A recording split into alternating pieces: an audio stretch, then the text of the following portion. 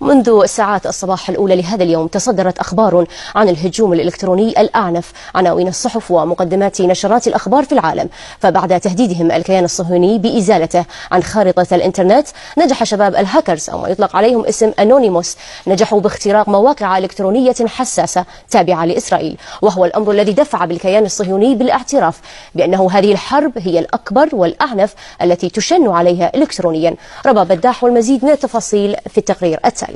الأقرب أنه يكون يعني تونسي الجنسية، الاحتمال الأقوى أنه يكون تونسي الجنسية. طيب شو سوى يعني هذا الهاكر؟ شو سوى بالضبط يعني خلاه يعني يرتفع إلى هذه المراتب العليا؟ طيب البي 13 يعني استطاع أن يخترق النظام الدفاع الجوي الإسرائيلي.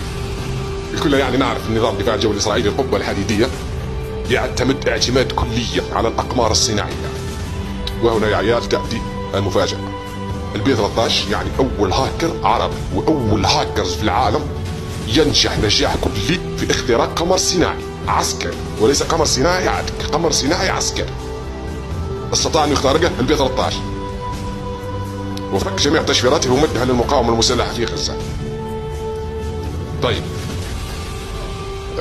كنا نتذكر شو صار يعني في الأشهر القليلة الماضية في شركة فيسبوك، العطل المفاجئ اللي أصاب الشركة وتسبب في توقف جميع تطبيقاتها في كافة أنحاء العالم. طيب تخيل معي يا عيال مين كان وراء هذه الكارثة يعني اللي حدث بشركة فيسبوك، وهي الفريدة من نوعها. يعني أول مرة تصير لشركة فيسبوك أن تتوقف تطبيقاتها في كافة جميع أنحاء العالم يعني 5 أو 6 أو 7 ساعات متواصلة بدون أي عمل. الشركة صرحت وقالت اللي سبب العطل الرئيسي كان هجمات إلكترونية حادة كان مصدرها شمال أفريقيا وبالتحديد من مدينة تونس.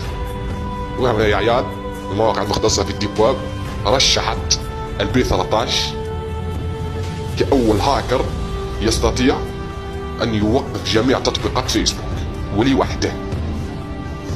يعني تطبيق فيسبوك وتطبيق الماسنجر، تطبيق انستغرام وتطبيق الواتساب.